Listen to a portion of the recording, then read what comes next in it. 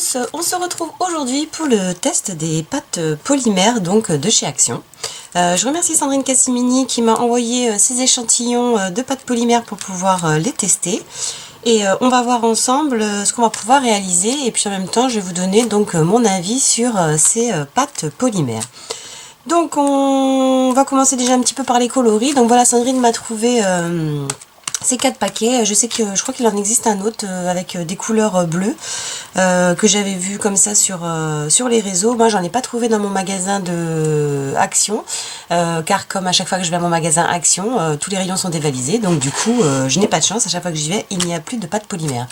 Donc par contre ces pâtes polymères se trouvent pas au rayon loisirs créatifs, ils se trouvent au rayon enfants. Alors j'ai regardé un petit peu le packaging. Donc là vous avez 4, ça c'est tout simplement pour indiquer qu'il y a 4 couleurs. Après on n'a pas trop d'instructions. La seule chose qu'on vous dit, donc là vous voyez pour les instructions donc en français, on vous dit argile polymère, créer avec l'argile polymère chaque forme voulue. Vous pouvez aussi mélanger les couleurs. Faites cuire au four donc à 130 degrés environ 20-30 minutes. Donc c'est exactement comme les pâtes polymères Fimo, vous voyez c'est 130 degrés. Pareil, donc pour tout ce qui est Fimo, et pour les cernites c'est pareil, donc 130 degrés, donc toujours pendant 30 minutes. Donc surtout à chaque fois que vous achetez de la polymère, vérifiez bien donc les températures qu'il ne faut pas dépasser pour ne pas brûler vos pains de pâte. Donc faites cuire au four à 130 degrés pendant 20-30 minutes, donc bon c'est pas trop, c'est entre les deux. Laissez refroidir un petit peu, bon bah ça normal. Attendez, l'argile en polymère est aussi dure que de la pierre, donc ça on verra bien, et peut éventuellement encore ajouter une couche finale avec de la laque ou de la peinture acrylique, enfin voilà comme toute pâte polymère. Et ils vous disent conserver les restes de pâte d'argile non utilisés dans un emballage bien fermé, ceci n'est pas un jouet. Donc voilà, après sinon c'est une pâte distribuée ouais, par DSBW.eu, donc c'est apparemment une société néerlandaise, et par contre c'est fabriqué donc en Chine. Donc voilà, après j'ai pas trouvé d'âge pour l'utilisation de cette pâte polymère. Donc voilà, donc on n'en sait pas plus, et donc je vais ouvrir déjà un premier paquet avec vous. Parce que voilà, donc je vais tester, donc je vais voir si je vais vous faire donc différents tutos avec. Déjà pour tester, voir ce que ça donne comme effet. Donc pour voir si elle est bien pour le modelage ou si elle est bien pour la réalisation de bijoux, pardon. Donc voilà, ça se présente comme ceci, dans un petit sachet plastifié. Donc est-ce qu'il y a une ouverture plastique? Donc oui, vous avez une ouverture, bon c'est pas mal, comme ça permet à la nuit de ranger, de reconditionner vos pains de pâte, si c'est possible, je ne sais pas. Donc désolé pour le bruit. Donc voilà ce que ça donne. Donc là j'ai 3 couleurs. Alors celle-là je sais pas du tout si elle va rester comme ça ou si elle va changer de couleur. Donc voilà, donc c'est des petits pains de pâte. Alors je sais pas du tout combien il y a de grammes. Ce n'est pas non plus indiqué sur le packaging.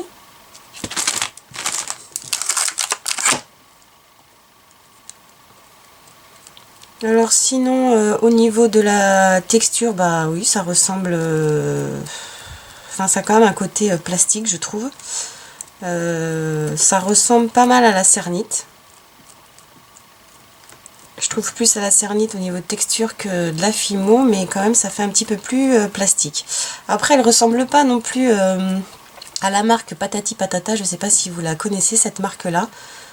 C'est une marque aussi de pâte polymère que l'on peut trouver aussi dans des magasins type Centracor ou La Foire Fouille. Voilà, qui n'est pas de très bonne qualité. Celle-ci a l'air meilleure. Donc voilà, donc je vais essayer de la tester, de la passer donc à la machine à pâte, voir ce que ça donne. Et puis on va essayer de faire des petits tutos avec. Et puis comme ça, en faisant soit du modelage ou soit en faisant donc un petit bijou avec, je pourrais vraiment vous donner donc mon avis réellement sur cette pâte. Après, elle n'a pas du tout d'odeur. Donc voilà, c'est assez intéressant, surtout si c'est pour la travailler avec les enfants. Donc après il faut voir si en cuisson ou après cuisson est-ce qu'elle dégage une odeur ou pas. Là j'en ai vraiment aucune idée. Donc voilà, on va tester ça ensemble et puis Et puis donc, je vous donnerai mon avis juste après un petit tutoriel. Pour l'instant, je ne peux pas vous dire qu'est-ce que je vais réaliser puisque je pars un petit peu en freestyle. Je vais voir ce que je vais tester avec ces 3 couleurs. Parce que là, voilà, ça fait une sorte de couleur qui se marie bien. Après, celle-là, la rouge, je pense que je vais pas l'utiliser avec ces 3 couleurs-là. Donc, on va commencer avec ces couleurs, avec ce rose-là et ce violet, surtout ce rose un petit peu flashy. Alors, en la passant à la machine à pâte, vous voyez, pour la travailler, on sent, il n'y a pas du tout d'aspect, on sent comme un plastifiant. Il n'y a pas du tout d'aspect poudré, par exemple, qu'on pourrait avoir comme on avait un peu sur les sculptés ou sur... voilà, au niveau de texture, je vous avoue qu'elle fait quand même plastique. Mais après, il faut voir ce que vous voyez, pour les tirer ou choses comme ça, elle est assez sympathique, elle se déchire pas.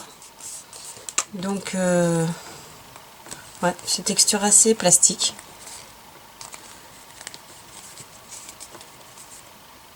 Ouais, elle est quand même assez résistante, hein. Je tire, là je suis hors champ, désolée. Vous voyez, elle ne se déchire pas, pratiquement pas. Donc il va y avoir pas mal de plastifiant à l'intérieur. Donc ça peut être pas mal aussi pour tout ce qui est modelage. Donc à voir. Vous voyez, donc là voilà, je vais la retravailler, voir. Ouais, enfin bon, d'aspect comme ça, elle ressemble un petit peu au premier abord quand on la touche, quand on la malaxe comme ça au début. Elle ressemble un petit peu à la cernite, mais elle, en fait, non, pas du tout. Elle a vraiment un côté, je vous dis, plastique. Mais bon, voilà, faut voir ce que ça va donner. Alors, autre chose aussi, voilà, vous voyez, je viens de passer, je m'étais lavé les mains, donc bien évidemment, avant de commencer à travailler ces pains de pâte. Et donc là, bon, c'est des couleurs claires, donc bien évidemment, j'ai pas de souci de traces de colorant ou de couleurs donc sur les doigts. Et là, vous voyez que, donc en utilisant même des pâtes foncées, j'essaie de bien la travailler, faire une boule pour voir si jamais ça fait des traces ou pas. Donc en fait, il n'y a aucune trace de couleur de pâte qui vient se mettre donc sur vos doigts. Donc vous voyez, on peut passer d'une pâte à l'autre sans tacher déjà, donc c'est une bonne chose aussi. Donc voilà, surtout quand vous faites du modelage ou des choses comme ça. Enfin après, je ne sais pas du tout s'il existe le blanc et le noir. Ça, je sais pas du tout, j'en ai pas vu. Donc c'est possible que ça existe. Et voilà, je trouve que pour faire des choses en modelage, c'est pas mal quand même. Donc on va voir si ça tâche un peu les doigts, les mains.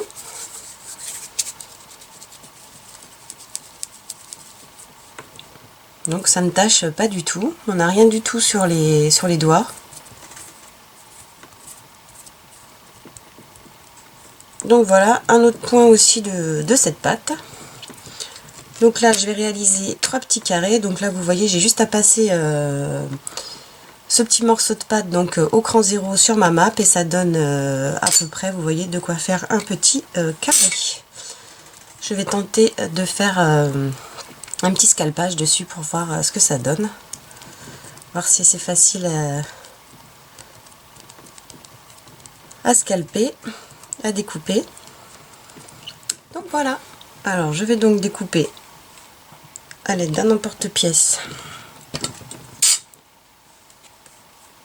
3 carrés. Après peu importe. Je sais pas du tout où j'ai mis ma plaque. Bon, c'est pas grave, on va s'en sortir comme ça. Je vais mettre la couleur foncée entre les deux pâtes.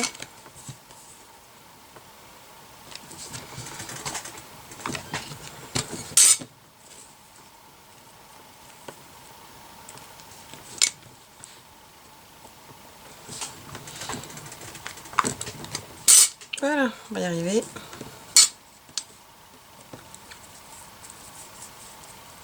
Donc je vais mettre cette couleur flashy, je vais mettre par ici. Ça ne salait vraiment pas les doigts. Après ça fait bizarre, ça fait vraiment, comment on dit, pâte plastique. Mais bon, ça change parce que je suis pas habituée à travailler avec des pâtes comme ça, mais pourquoi pas, disons. Donc voilà, ça fait ceci. Donc pareil, je vais le repasser donc à la machine à pâte au cran 0. Et puis on va couper ça en deux.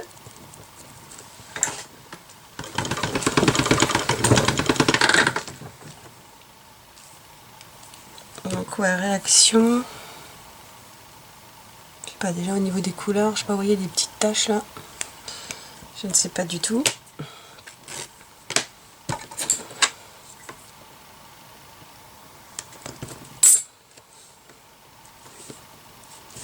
On verra bien. On va bien voir. Donc je resuperpose. Une fois de plus. Et je vais aller me passer tout ça au cran 2 pour voir.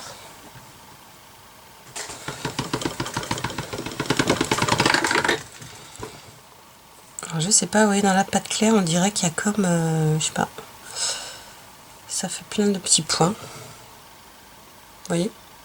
Donc déjà au niveau de la couleur de la pâte, ça perd un peu de sa couleur, c'est bizarre. Enfin bon. Je me prends un petit film, enfin du papier de fleuriste, pardon.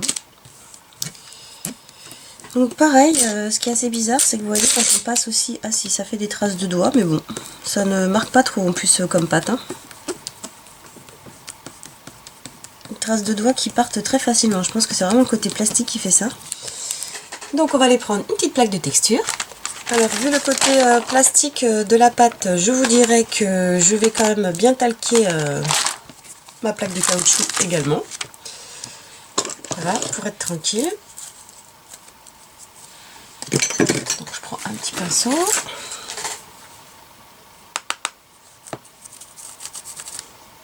Parce que je pense que caoutchouc sur caoutchouc, ça va bien coller. Donc le talc. Je pense qu'on en aura un petit peu besoin.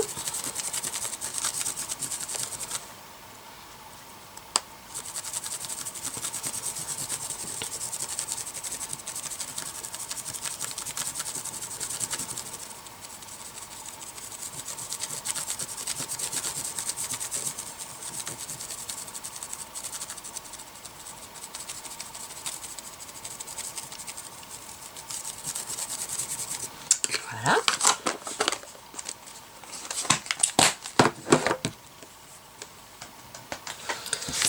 Je vais retirer l'excédent de talc et ensuite je vais passer donc ma plaque dessus avec mon rouleau.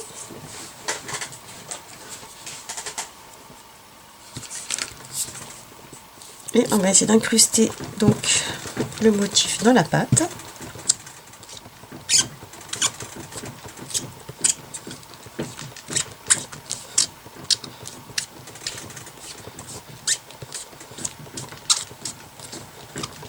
Vous pouvez vous servir d'un embourron comme ceci qu'il y a sur vos rouleaux. Moi j'ai perdu celui-là, en fait, je tenais à vous dire, parce qu'en fait au départ je rangeais mes lames à l'intérieur, vous savez. Normalement ce rouleau là c'est fait pour ranger les lames à l'intérieur comme ceci. Et après vous remettez le bouchon. Mais voilà, un jour j'ai rangé mes lames, j'étais en stage et le bouchon je l'ai perdu, il a disparu. Donc je suis revenue du stage sans mon bouchon et voilà, maintenant je peux plus ranger mes lames à l'intérieur. J'en profite pour vous le dire, c'est comme si, je sais pas, je viens juste de le voir et d'y penser. Ça peut peut-être vous servir. Je ne sais pas si vous connaissez cette astuce. Ça permet de ne pas avoir vos lames coupantes qui se baladent. Donc,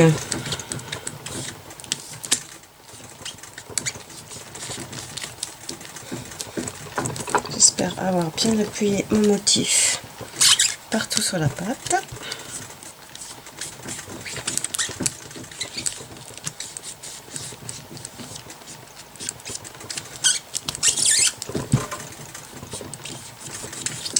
J'espère. Ça ira, ça ira. Allez.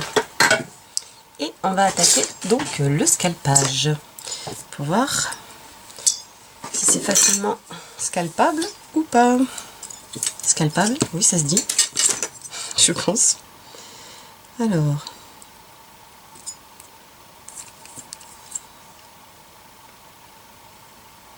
ce qui est pas mal, c'est vu que la pâte qui est un petit peu dure, enfin dure, justement comme elle est pas molle, ça permet de quand même bien faire les découpes.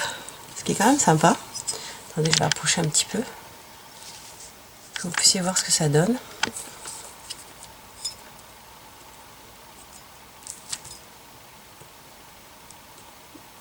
C'est pas mal, c'est comme si je vous dis la pâte est pas molle.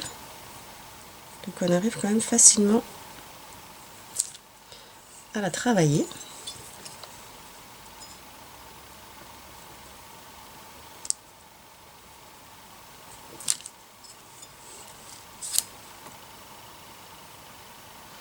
Donc après je pense qu'en modelage elle doit être sympathique à travailler aussi, tant que j'y suis, pendant que je scalpe là. Parce qu'en fait, comme je vous dis, comme c'est de la pâte qui tâche pas, et comme elle est quand même, je sais pas comment vous dire, elle est ni molle, ni dure. Donc en fait je pense que pour faire plein de petites choses, des ornements, pour ceux qui veulent faire du scrap, ou ceux qui veulent faire du modelage pour les enfants, je pense qu'elle est vraiment pas mal. Voilà, hop. Là, vous voyez, en fait les endroits où ça marque pas trop là, c'est parce que j'ai pas assez enfoncé ma plaque, mais bon c'est pas grave, hein, c'est un test. Après on voit quand même les motifs, c'est le principal. Donc en fait j'ai pas assez appuyé parce que je savais pas si elle était si ça allait trop s'enfoncer ou pas.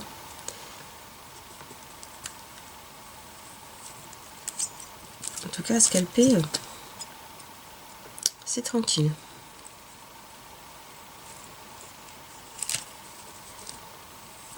Donc les couleurs, c'est comme toute pâte polymère, hein, vous pouvez donc, comme c'est indiqué, les mixer entre elles. Donc après il faudra voir si jamais, est-ce que ça va durcir ou pas. Durcir, est-ce que ça va foncer ou pas. Là tout est la question. Parce que vous voyez avec cette couleur rose fluo là, ça fait quand même des jolies couleurs je trouve.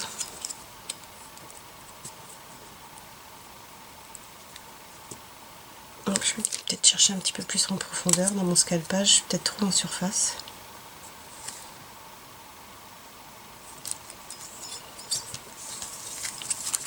Chercher là un petit peu plus.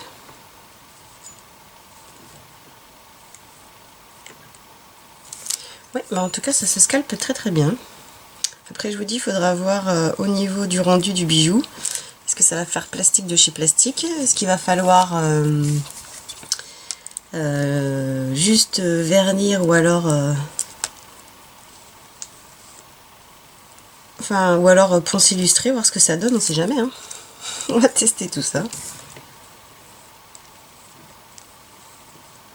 Donc je pense que pour le modelage, eh bien, je testerai avec les couleurs que j'ai, faut voir, parce que quand on n'a pas de blanc et de noir, c'est assez compliqué.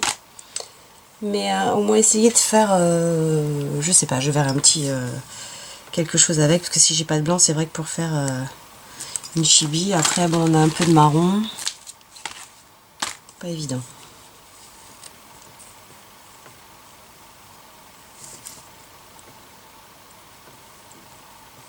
En tout cas, c'est très bizarre, c'est très très plastoc.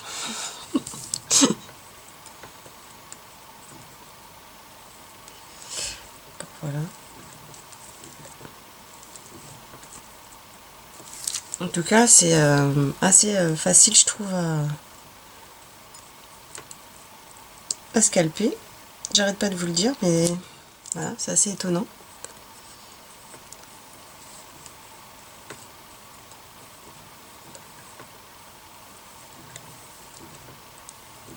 Un petit peu encore ici.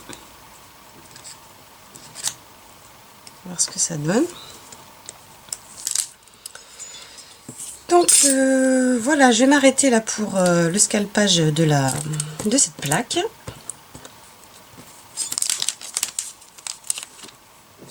Donc bien évidemment vous récupérez tous vos petits morceaux là. Vous remélangez tout ça, ça va vous refaire une nouvelle couleur.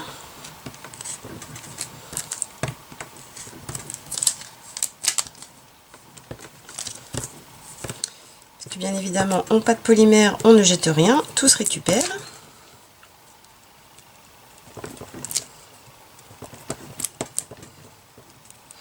Vous voyez, aucune trace sur les doigts.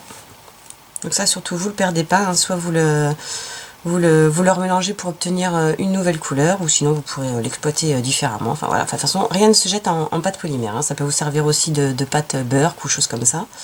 Mais bon, je pense qu'en remélangeant on doit retrouver un joli rose foncé quoi. Voilà. Donc une fois que j'en suis là, vous voyez ça colle un petit peu. Bon, plastique. Donc après on va prendre une deuxième feuille de papier de fleuriste. Et puis on va venir passer notre rouleau pour pouvoir bien lisser les pâtes entre elles.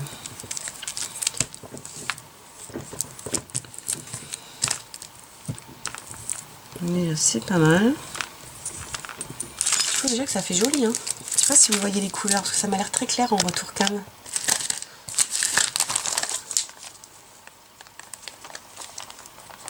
Je sais pas si vous voyez bien les couleurs. Je sais pas si ça rend. En tout cas, le fluo, il est bien pétant.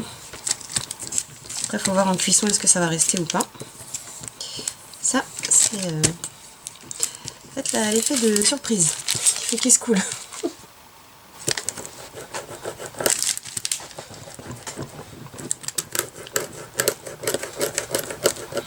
Voilà, ça a l'air pas mal. On va essayer de prendre un emporte-pièce pour pouvoir faire un pendentif, et puis ensuite on va passer ceci en cuisson. Voilà, donc une fois que ma pâte est bien lisse, je vais venir utiliser donc cet emporte-pièce. Allez, on va prendre pas mal de pâte pardon, fluo, pour voir ce que ça donne.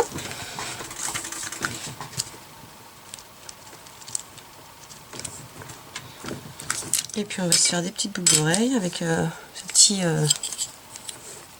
porte-pièce triangle. Pareil, on va essayer de... on va essayer de prendre ce motif là.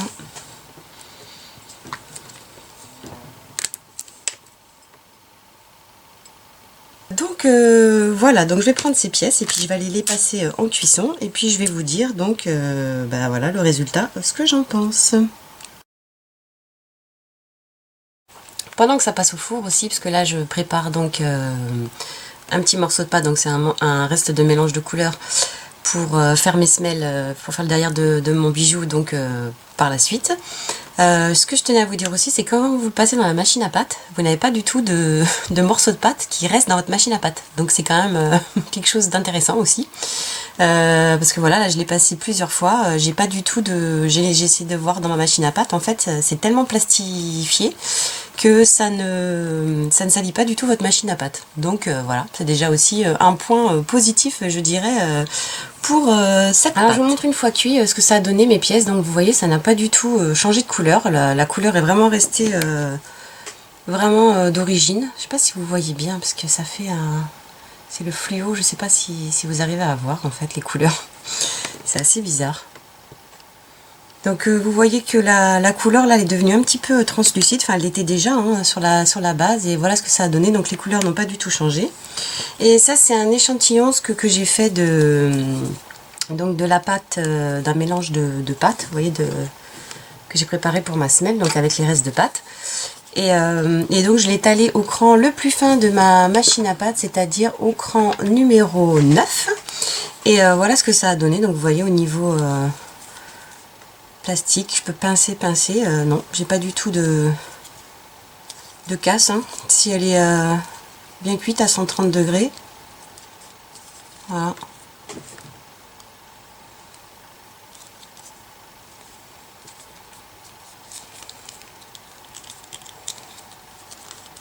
Donc après on va essayer de la déchirer, voir. Non, pas même en la déchirant, j'y arrive pas, vous voyez. Ah si on y arrive. Mais bon, vous voyez, elle reste super flexible, donc il faudrait essayer de faire voir des bracelets avec ce que ça donne. Parce que bon, si elle est flexible comme ça, je sais pas, en tout cas, vous voyez, ça fait très plastique en tout cas. Voilà, donc maintenant je vais faire les semelles de mes bijoux avec une petite éponge.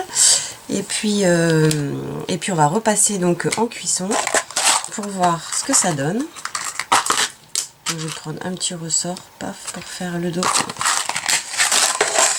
de ma création. Ça, c'est les ressorts de mes pinces à linge hein, qui sautent chaque été. Là, hop, je les perds entre l'hiver, l'été, l'extérieur. Donc du coup, je les récupère. Vous pouvez utiliser aussi des pailles. Je vous ai déjà montré dans plusieurs tutoriels. Et voilà. Et donc, je m'en sers comme ceci pour faire le dos de mes créations. Donc voilà, je prends un petit peu de pâte. Donc je me garde un petit peu, même si après je découperai. Voilà, c'est pour revenir sur mes bords. Je prends à peu près la forme. Ensuite, voilà, on va le placer là, lui. Ce petit ressort. Ensuite, je vais venir rabattre la pâte. On va voir ce que ça va donner avec l'éponge, hein, je ne sais pas du tout. On va bien voir ce que ça donne. Déjà, si les pâtes aussi, elles se collent entre elles, parce que vous voyez, j'ai pas mis de... bien chasser les bulles. J'ai pas mis non plus de polymère liquide, donc à voir ce que ça va donner. Hop, pas trop finement, parce que là, elle est au cran 4. Donc j'aurais peut-être pas dû, j'aurais dû le passer au cran 3, mais bon, c'est pas grave. Donc je coupe mon excédent de pâte.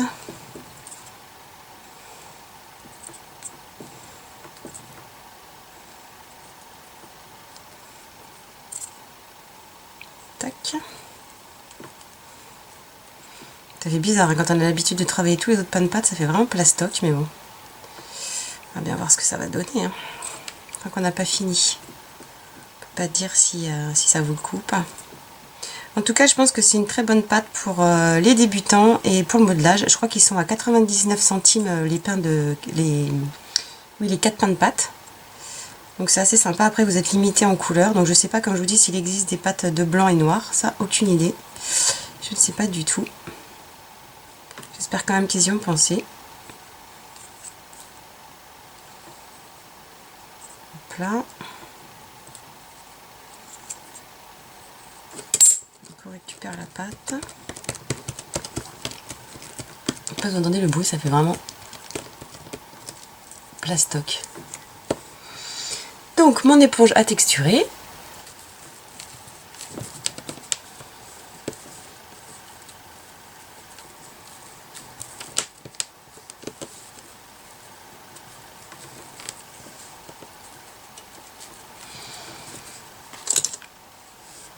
Je vais venir ouvrir de chaque côté là pour pouvoir y passer ensuite un cordon. Donc là vous voyez j'ai fait fin, donc du coup on voit un petit peu mon ressort. Du coup je vais remettre un petit morceau de pâte, c'est pas grave, un petit morceau comme ceci. De toute façon on va venir le retexturer. C'est juste pour cacher un petit peu mon ressort, ça fait pas très joli quand même, hein. Même si c'est un bijou qu'on sait pas ce que ça va donner, autant quand même bien le finir. Hein. Moi, autant faire les choses proprement. Sait-on jamais. Hein.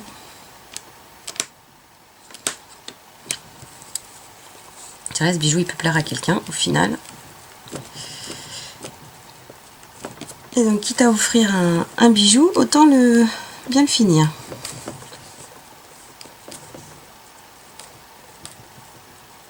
Voilà, ni vu ni connu. On met un petit morceau de pâte. On va faire disparaître la jointure avec la texture.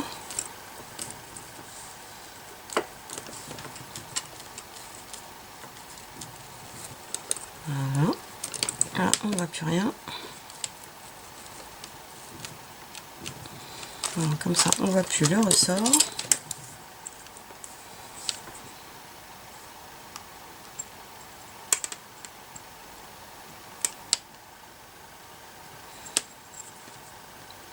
Ce qui est bien avec cette pâte, c'est qu'elle n'est pas du tout collante aussi, hein, je tiens à le dire. Parce que parfois, quand on a des pâtes molles, ça colle un peu. Hein, ça colle à l'éponge, ça colle partout. Là, ça colle pas du tout.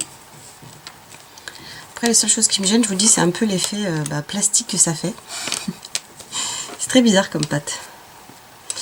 Après, après il faut voir si poncer, lustrer, ou si jamais le ponçage lustrage marche pas avec une couche de vernis ou de la résine. Je vais tester tout ça, voir ce que ça donne. Donc voilà, là je recrée mon ouverture pour pouvoir passer un cordon.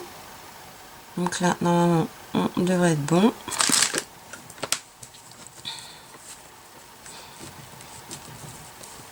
Qu'on finisse quand même bien.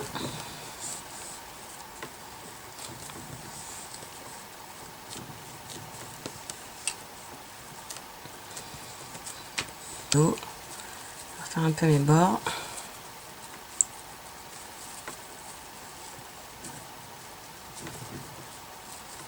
On vérifie tout avant de repasser en cuisson.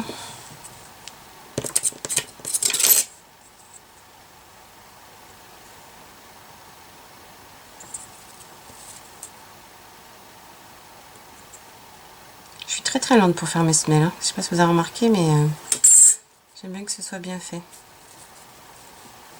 C'est important. Qu'il n'y ait pas un côté qui soit plus gros que l'autre. Ça, j'y passe beaucoup de temps. Donc, voilà. Je vais y arriver enfin.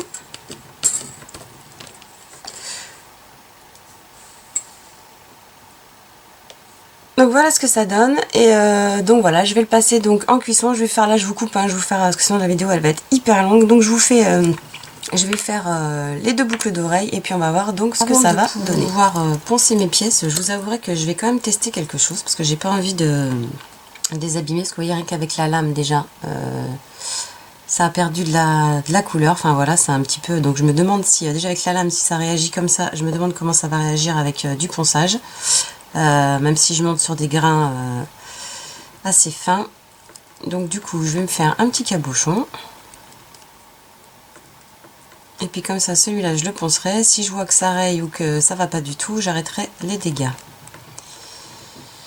et je passerai plutôt au vernis et au ou alors oui, je passerai au vernis ou un petit peu de résine dessus pour voir ce que ça va donner. Et voilà, donc je vais passer tout ça au four. Alors en deuxième cuisson, ça n'a toujours pas bougé, comme vous pouvez le voir. Donc du coup, je vais poncer au papier tradi pour les bijoux, et pour le cabochon, je vais tenter avec les abranettes. Après avoir poncé et illustré, donc là il n'y a pas du tout de vernis, hein, les créations. Donc sur le petit cabochon, je suis venue poncer donc avec de l'abranette, donc c'est des, je l'ai présenté sur la chaîne, ce sont des abrasifs à sec, donc c'est pas de ponçage à l'eau, et que je vous ai montré tout à l'heure d'ailleurs, et très étonnée, ça se ponce mais alors hyper facilement. J'ai juste passé au 800 et au 1000, et ensuite j'ai passé la Dremel, et voilà ce que ça m'a donné. Donc en fait c'est hyper brillant. Voilà, comme vous avez vu le petit cabochon bague, donc ça terminera comme ceci. J'ai plus qu'à le coller, parce que souvent vous me demandez mais tu colles? Oui, je colle toujours les cabochons parce que la polymère colle pas au métal. Donc voilà ce que ça donne, donc pas mal j'ai trouvé. Ouais, si vous voulez faire des bijoux, vous avez juste un petit support, vous faites un petit cabochon. En plus il y a des moules à cabochon, donc voilà, si jamais vous savez pas faire les cabochons, enfin voilà, donc manuellement à la main.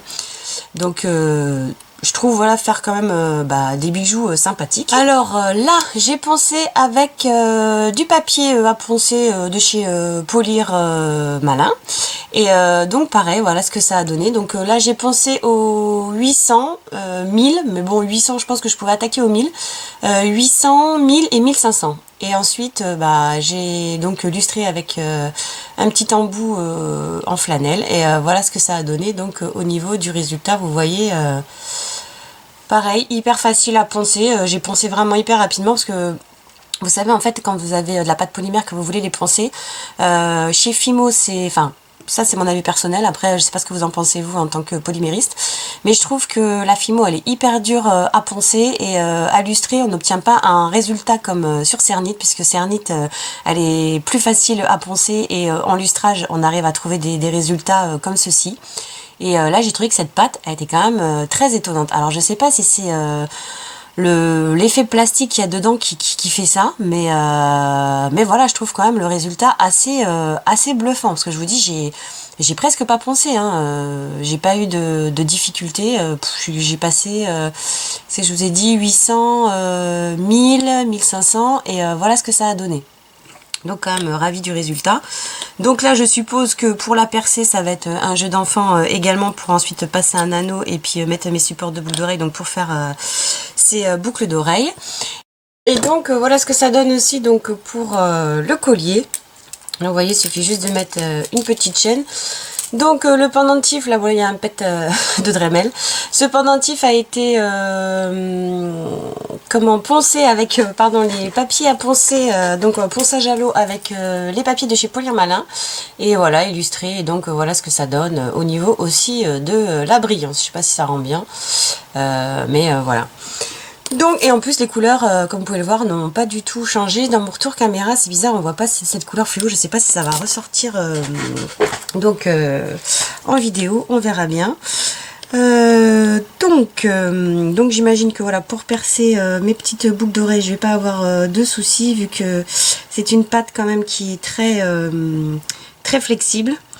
Attendez, je vais vous montrer donc sur le pendentif, parce que j'ai oublié aussi de vous en parler. Donc oui, ça se perce très facilement. Pas de soucis. Alors par contre, pour ce qui est de comment on appelle ça, enfin oui, la tenue du bijou, enfin qu'est-ce que ça va donner dans le temps, est-ce que c'est solide ou pas solide, ça je peux pas vous dire, parce que vous voyez ça reste quand même assez flexible, moi je trouve, malgré que j'ai bien quand même respecté les temps de cuisson.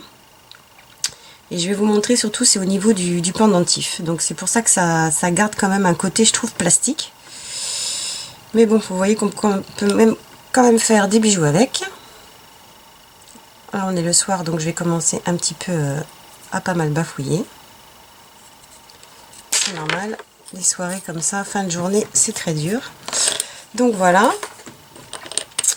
Et donc oui, vous voyez, ça reste quand même assez flexible, je trouve, parce que j'ai quand même passé la première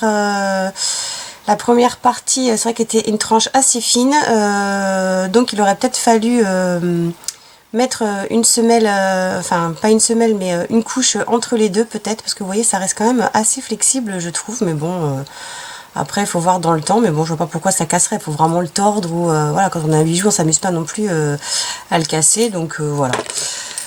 Donc voilà pour ce que j'ai à dire sur cette pâte polymère. Enfin voilà, je sais pas ce que vous en pensez, hein. Vous me mettrez en commentaire si vous les avez testés déjà, et puis ce que vous en pensez, si vous avez poussé un petit peu les techniques, ou enfin voilà, poussé les tests comme moi pour voir. Et encore, moi c'est que des premiers tests, hein. Il faut voir, comme je vous dis, dans le temps ce que ça donne au niveau de...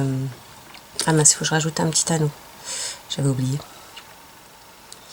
On va se mettre un petit anneau. Tout petit. Hop. C'est pas grave, je vais déjà passer, ouvrir celui-là. Donc oui, je vous disais, à voir si vous l'avez testé. Qu'est-ce que vous en pensez finalement de ces petites pâtes de chez Action? Moi, sincèrement, j'en suis contente. Après, je sais pas les couleurs. C'est vrai que je sais pas s'il y a du blanc et du noir. Ça serait bien de savoir en fait. Donc pareil, vous pouvez me laisser un petit commentaire là-dessus. Donc j'ai Ganja qui arrive là, vous l'entendez. Petite Ganja.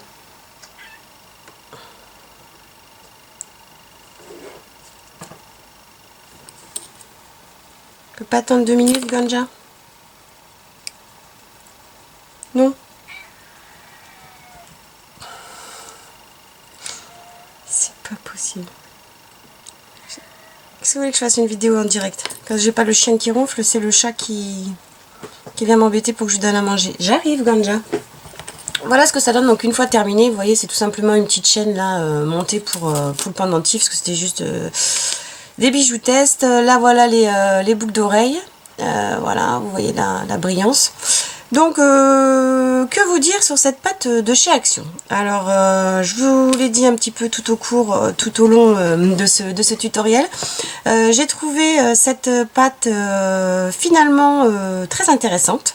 Je pense qu'on peut faire quand même de bons bijoux avec. Après, comme je vous dis, tout dépend. Enfin, je pense qu'il faut voir dans le temps et voir à l'usage. En attendant, vous voyez, on arrive quand même à faire des bijoux quand même assez sympas. Je trouve aussi que, par exemple, elle est très facile à travailler pour les personnes qui ont des problèmes d'articulation ou de choses comme ça. Je trouve qu'elle est vraiment mais très pratique, très facile à travailler. Pour tout ce qui est ponçage, lustrage, voilà ce que ça donne. Après, je sais pas, est-ce que ça fait plastique? Je ne sais pas vraiment, je ne sais pas quoi vous dire. Je sais pas, dites-moi en commentaire ce que vous en pensez. Je trouve quand même que c'est pas mal, hein. Pour faire du bijou, surtout quand on démarre. Bon, après au niveau pro, mais bon, moi je me dis rapport qualité-prix, voilà. Après, ce qui va manquer, c'est différentes couleurs, mais bon, vous avez quand même du vert, du orange, du jaune, du mauve, du bleu. Je ne sais pas s'il y a du noir et du blanc, je le répète. En tout cas, je trouve quand même que c'est quand même une bonne pâte. Donc, je pense qu'elle est géniale pour le modelage. Elle tâche pas les doigts, elle a pas d'odeur. Au niveau cuisson, pareil, j'ai pas senti d'odeur spéciale. Facile à poncer, facile à lustrer. On arrive quand même facile à scalper. On arrive quand même à faire des bijoux avec. Donc, sincèrement, moi je valide, hein. Je vois pas pourquoi je ne validerai pas. Et puis je vous montrerai aussi d'autres tests que j'ai fait avec. Et puis si jamais ça vous intéresse, je vous ferai aussi les tutoriels. Voilà pour cette vidéo test de la pâte polymère de chez Action. J'espère que cette vidéo n'a pas été trop longue pour vous à visionner. Mais je tenais à vous donner donc mon sentiment en direct en travaillant cette pâte. C'est pour ça que cette fois-ci je ne suis pas passée en voix off sur mes impressions et sur le tutoriel. Donc j'espère que cette vidéo vous aura plu quand même, une vidéo un petit peu revue, complète et puis voilà avec un tuto. Si cela vous a plu, n'hésitez pas à liker, à partager et puis on se retrouve très vite pour encore plein de nouvelles vidéos et plein de tests avec cette pâte. Je vous dis à bientôt. Ciao!